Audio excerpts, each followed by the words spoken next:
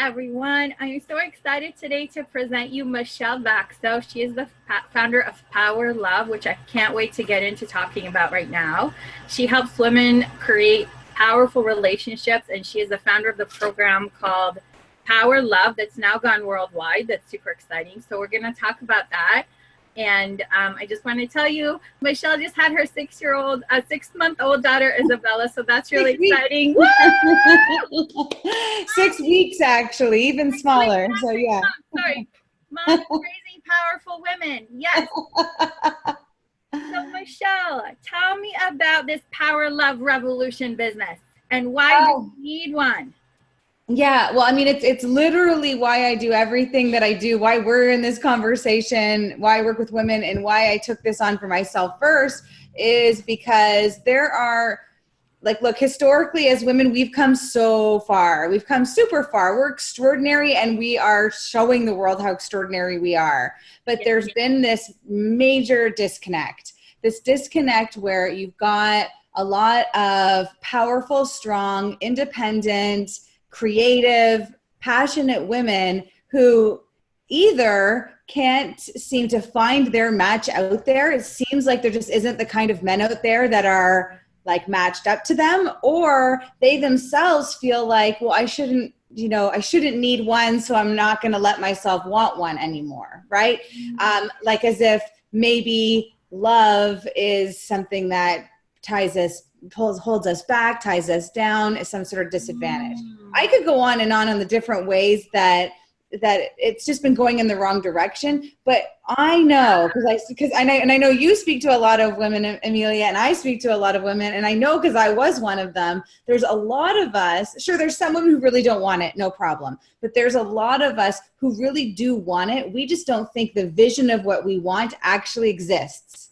Right. And it does exist, but we can't go after it the way we've been going after it. We're just frustrated. Right. That's why we've got so many frustrated women. So I'm talking about Power Love, and the Power Love Revolution is having the kind of love where we are more powerful as women as a result of this love. It actually expands us, it expands our hearts, expands who we are, expands our vision as opposed to holding us back. Thank you. That is so powerful, and I've got a lot of fire for this topic because there is it seems like there's like the two camps. One being almost like, well, why do I need a man? Like, I'm an empowered woman. I have everything I want. Why do I need a man? And it almost comes from, I don't think I can have what I want. So I'm just going to say that I'm okay, but I'm really not okay. I'm just using that as like a protection, really, right? Because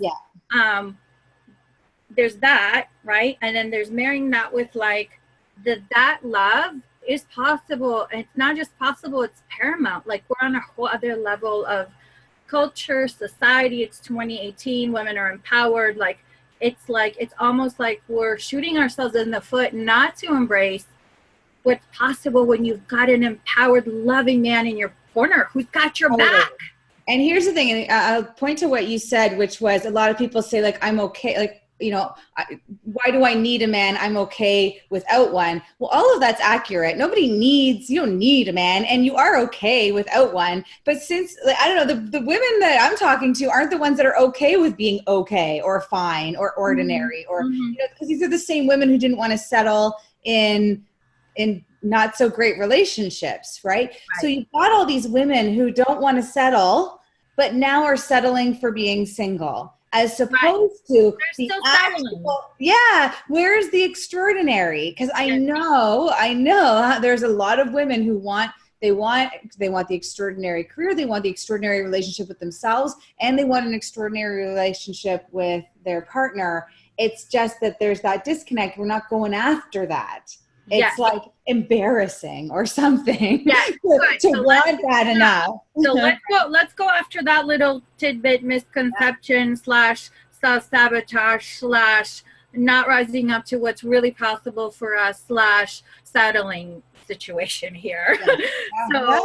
What is it? Like, what is the barrier? What is the barrier that we have to the kind of love that you and I are talking about? So there are a couple. There's a couple, right? And a lot of the times we either, okay, so I want to just do a little caveat first, right? Because usually when it comes to barriers, and I know the kind of women that are watching right now are like are very self-aware. Okay. So I'm going to talk to you, whoever's watching right now, for a second. I know that you either already know a lot about yourself. So might say one of these barriers and you might say, oh yeah, I already knew that, but you're not doing anything about it. You're just saying, oh yeah, I already knew that. Or you're saying, no, that's not me, which means maybe that's accurate, but possibly it's a blind spot. So I just really invite everyone to just be really open and hear this with new ears instead of that sort of, I already know, blah, blah, blah way that I know I am a lot of the time, right? So, okay, so here's a couple of them. One is shame. Okay, now what do I mean by shame? I mean, there's that shame, like there's like almost like I should be ashamed if I want a man or if I want a family, if I want, to even, I even had to deal with it in terms of, I just had a little girl and when it came to, okay, like, but I actually want to be home with her right now. But I had to deal with these layers of shame that were there that I was surprised existed. But if I didn't realize they existed, then I wouldn't have been able to now be doing what I really want to be doing, which is care for my daughter. Right.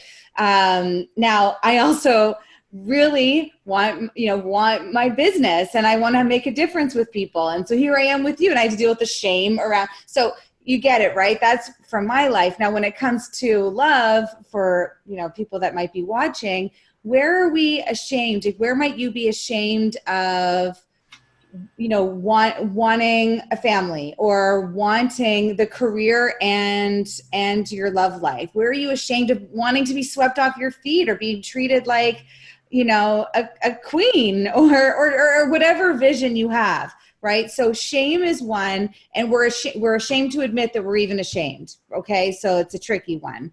The other one is our fear of disappointment. This is just a part of the human condition. We will do anything. We are hardwired to avoid disappointment from happening. It's kind of like pain. Like once you touch the stove, you don't touch it again. Right. But one of the things that can happen is you don't touch anything red again. Now, we don't do that. We do touch red apples. I got a red folder right here. You can't see it. Good. Yeah. I can see it. You can't see it. So we know that. But when it comes to love, if we've been hurt or disappointed in the past, we don't want to be disappointed again. And we just avoid anything that looks, smells, tastes like there's a risk of disappointment. So now whether we date, how often we date, who we date, how much we open ourselves up to, what we ask for, what we're unapologetic about, who we are, and all of that gets limited by this fear of disappointment. And gosh, between those two things, and there's others, but those would probably be the biggest ones. Yeah. I would say. Yeah. Preventing us from having power love. You can have generic, the kind of default relationship that was going to happen anyway. The one, one that most of us broke up with, or are really glad we got broken up with. I love that. Yeah. Yeah. Because we're not talking about like having somebody in your life that's just like, like they're fine. Yeah. We're talking about, you call it power love, I call it sacred partnership. We're talking about the kind of love, you guys, that is like 1 + 1 is not 2. Like 1 + 1, like I'm getting goosebumps right now because like 1 + 1, I'm telling you, for me in my life, I'm so blessed because it's 2,000. It's 2,000 or more. Yes. Like my units of empowerment, because I've got an amazing man in my corner. Like how blessed am I? And I'm not saying this to brag. I'm not saying this to trigger you. I'm not saying this to, like for any negative reason other than just to inspire you, because I come from such like emotional abuse, like such a place of like thinking that would never happen for me, So that's why I love this. That's why I want to talk about this work. Now, Michelle, I want to just touch very briefly on the shame because it is so huge. I encounter it so much.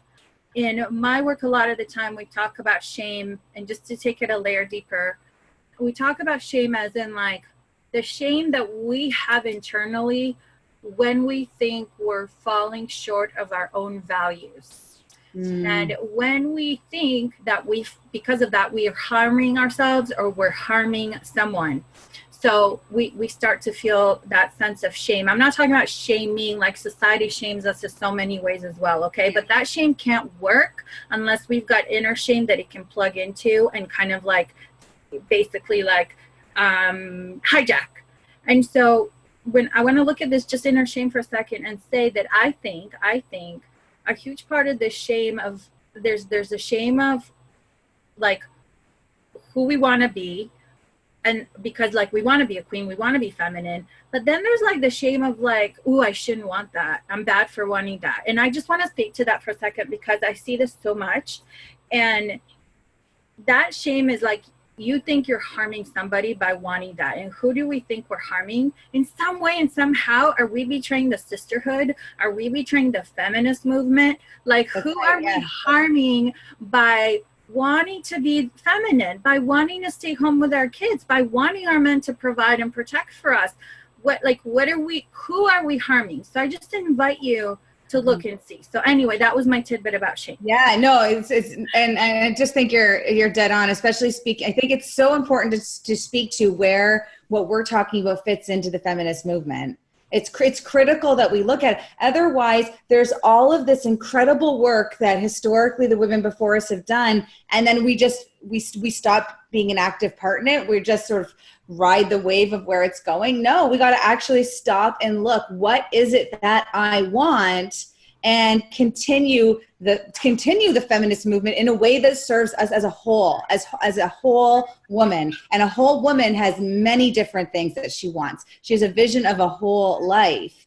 And that whole life is critical, and we need to fight for it the way we did all the other things that we've been robbed of.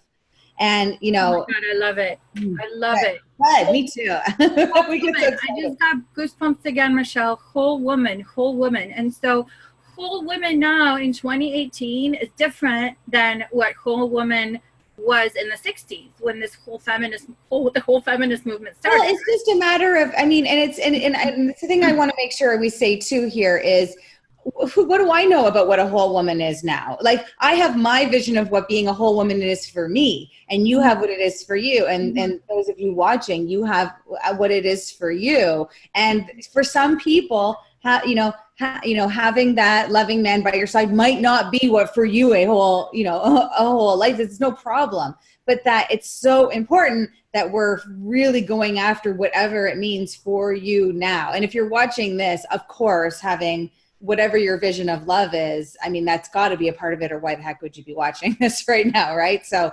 I just want to make sure that we're not like deciding like as if we know something. We're just, no kidding, want people fighting for it. And people deserve and know that they deserve it. You deserve it. Yeah, I love that distinction. Thank you. We don't want to like charge full force into, oh, whole woman has power, love. And it's like, yeah, no, well, I would argue yes, but I would say power can show up in all kinds of different ways and in all kinds of different places, right? So so I do say, because I used to believe power, love yourself, power, love your life. But actually, you know what? I take that back. There even are some people that they might say to themselves, feeling powerful is not something that's important to me. And they might, and they might just really be okay with a whole other way that I know nothing about.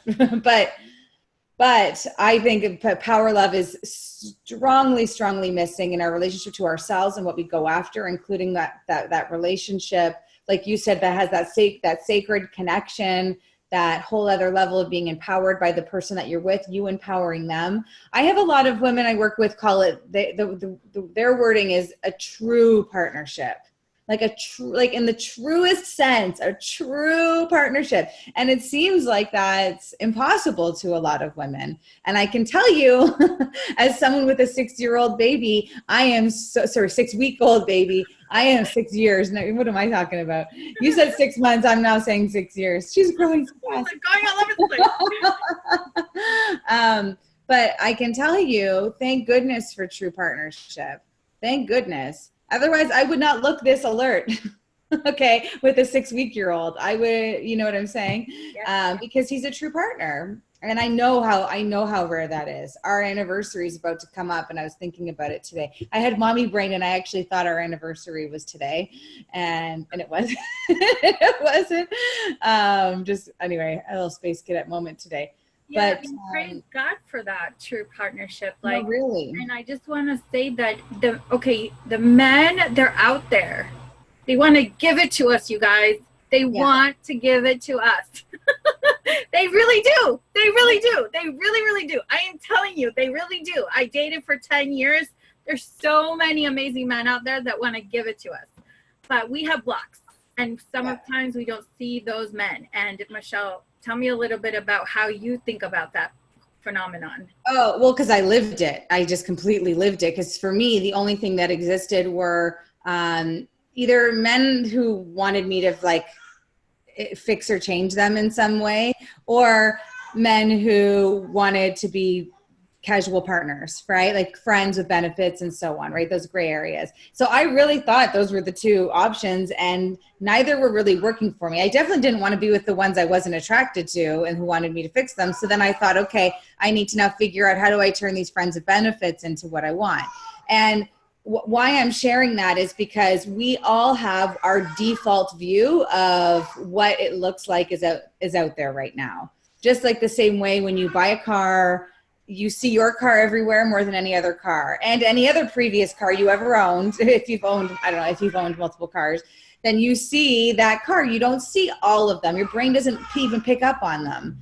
Our brain picks up on what's familiar, what we expect to see, what we're used to seeing. And so we start, even if we want something different, it often doesn't even, what we want often doesn't even show up on our menu of men to choose from. Right. Yeah. That's like why Tommy is someone who was in my life, but he didn't even register for me. This is a true story. I went through at one point in my journey, my 6 years of major struggle in single world, went through my Facebook, all my friends looking, and thought about each one who was single, like males, single, and thought about them. Is this someone who I should maybe try to ask out or whatever? I went through each one, and it was no. Even Tommy, the absolute love of my life, was someone, he just was invisible to me, and I was invisible to him. Wow. We were completely invisible to each other. Changed? Like, what? I'm so curious. Like, basically, what is this inspiring new perspective that suddenly had you guys see each other? There's so much. I mean, I have a 16-week program to reflect it, right? So I wish I could tell you everything. 60 days, right? What's that? 60 days, right? You said 60 weeks. I just want to make sure. Is it 60 days or really 60 weeks? 16. 16 a week. Got it. Okay. Yeah, that makes sense. So just a little less than 4 months, right? Mm-hmm. So I can't just go all of it, but some of the main ones that really shifted for me was one. So I'll even say, so squashing shame was one that was huge for me. So I had to stop. It was like peeling back the layers and being so raw and honest and excited about the kind of love that I really wanted and what I was looking for. So I had to get clear about what I actually wanted instead of the checklist, which is very, very different. And then be honest about how much I don't know. So I even did a video. I actually documented my journey on a video blog. And the day I shared it, it used to just be on YouTube. You can't access it publicly anymore, but it used to just be on YouTube. That was okay because it was like strangers. But as soon as I went to go put it on my Facebook, that was like, oh my gosh, what are people going to think? They're going to think I'm desperate. They're going to think I had like all these visions of what's my extended family going to think? What's my this, and all I was doing was documenting my journey unapologetically. Right. But the moment that I did that, something shifted in me that changed, caused a ripple effect of a whole bunch of other shifts. I had to let go of what are people going to think and just start unapologetically sharing my journey, sharing what I want, being okay with not having what I want and letting people contribute to me, right? Part of it was like hey, tell me what you think. You guys all seem to know that I don't date the right ones. I'm going to start listening, right? I'm actually start paying attention. So there was something in that really, really shifted. And Tommy started taking notice. And he actually, during this journey, noticed me as someone he wanted to ask out. And I've even asked him if, would you have, because he knew me, we knew each other. He volunteered where I worked at the time. He's like, no, I wouldn't have asked you out. It wouldn't have occurred to me. I didn't even know you were looking. He thought I was pretty. That was as far as it went. Like, that was it. And so literally, and I wouldn't have gone out with him. I don't know if I even would have said yes if I wasn't doing this journey. Cause I thought I already met him. I would already know if I was attracted to him. And I didn't think I was. First date, oh my gosh, I realized he's drop dead gorgeous. So I had to pull back those jaded eyes that I had that only noticed the things that I noticed in the past. I could go on, right? Yeah, but and it's like once you claim your authentic self, so much so, and I commend you for the courage. Thank you. So much so that you were willing to step up publicly, courageously with your authentic self, then you attracted the authentic mate, the true partnership, because you were being who you were being was you. You were fully you. You stripped away all those layers of pretend or like what I should want, what I shouldn't want, and then he was able to see you. Well, you got to think about it. Who would want the kind of person who is powerfully, unapologetically themselves and wanting what they want, right? Another person that's going to start attracting power. Love attracts power. Love. Yes. Right. Shame, attracts, it doesn't really attract anything actually, but it attracts more of what you don't want. Right? Because if you want power, love, but you're ashamed of it and you're embarrassed and all of that, well, then how could you possibly attract it? You're sending a message, whether you want to say energetically, like to the universe, spiritually, you could say it that way, or you can just think about even just neurologically, the kinds of actions and the way you'll come across as someone who's ashamed, even if it's hidden in the background. It's not going to attract what it is that you want. It's going to attract something else. And I just want to talk about this a little bit too, because there is a certain amount of armor. And that's what we're talking about here. There's a certain amount of armor. You have the armor on. You couldn't see Tommy through like the freaking whatever it's called, right? Like the thing they wear, right? Like I'm imagining like a night with the thing, right? Like you couldn't see him. He couldn't see you. You were all like, or whatever, however you were. A lot of us we like to like be all like, I'm okay, single, and I don't need anybody. That probably wasn't you. No, it kind of was. I was, but I didn't say I was dating. I was being clear. I didn't want to be. I thought I was being clear. I didn't want to be single. I knew I didn't want to be single. But I also was out to show how fine I was, how much I didn't need. So you have these conflicting, right? The armor conflicts. I love the analogy of armor because it's not like a wall. A wall is you're separated. You're in a different room. Armor, you're still walking around. You're still engaging. You still have all your wants and needs on the inside, but you're protected. You've got the shield and the armor, right? You're protected, and it gives you the illusion of being stronger. And in some ways you are, because you can't get, a sword can't get at you in the same way. But because it's based on fear, it separates you from people. So it may be really, really useful. That armor may be awesome as a owner of a company, or, maybe even sometimes as a parent in certain ways, right? Like there's all kinds of different times when the armor can be useful. But when it comes to letting love in, when it comes to relationships and this kind of like raw, real, delicious, passionate, juicy relationship, the armor will stop you from it. It won't even show up. It'll bounce off of you. You won't even see it probably because you've got that mask on and the little tiny slits, right? Yes. Yeah. So, and that's like you spoke about earlier. So like one fear that we use to protect ourselves is the fear of a disappointment. There's a whole bunch of other fears, but that definitely makes up part of the armor. Yeah. Michelle, I can super majorly tell that you're the real deal, that you've done your work, that you stand for this for reasons out, and I'm getting goosebumps again. You stand for this for reasons outside of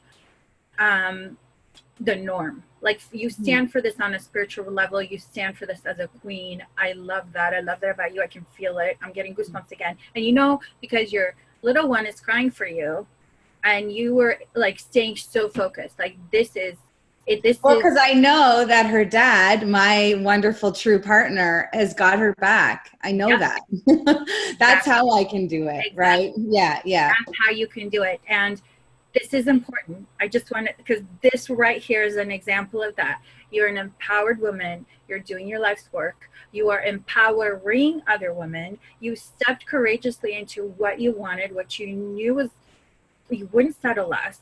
And here you are, let's get it right this time, 6 week old. Your Isabel is crying in the next room, and you're fully with us. Because this is, I mean, I can see it's your passion. I can see how devoted you are to this. And B, you've got a man who's got you back. Mm-hmm. And I'll tell you, thank you for, just for pulling that out and for sharing that. And I can tell you right before we came on today, I was holding Isabella, and I had this moment where I thought, I was like, none of this is really real. Like I was in the mirror as she's in one of those wrap things.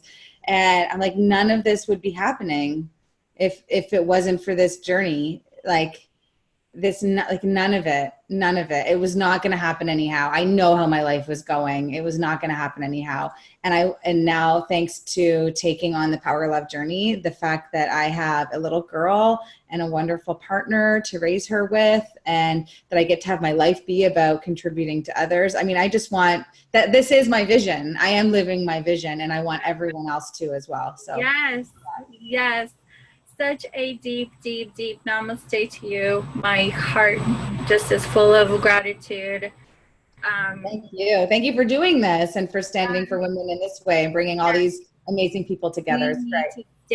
We need to stand for this, because it's possible, and there's so many more of us out there that want it but are dealing with all those things that we talked about and more. So I want to thank you for being here. I want to tell you all that are listening, Michelle has given us her free gift. The link will be below, but it is the Power Love Workshop. You can find it at michellebaxo.com/find love now, and certainly plug into what she's got. Obviously she has got a lot of amazing insight. Michelle, I'm so happy that you came on. Thank you so much for being here. Thanks for having me. I appreciate you having me. And thanks everyone for watching. Mwah. Mwah.